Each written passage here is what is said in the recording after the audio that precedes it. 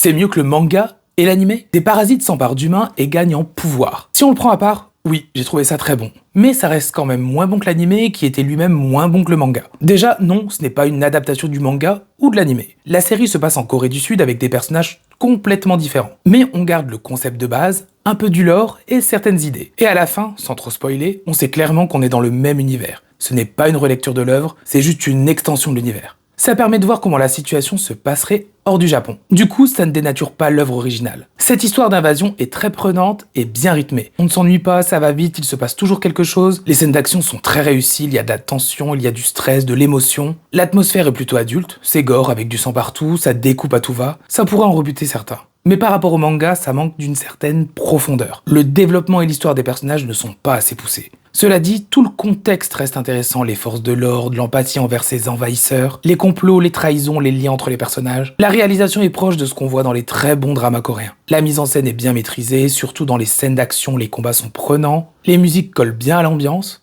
Un bon point sur les effets spéciaux qui sont globalement bons, même si parfois c'est légèrement en dessous, c'est surtout en termes de design et de mouvement des parasites que ça marquera. Et le casting est plutôt bon aussi, encore faut-il être habitué aux séries coréennes, en VO donc.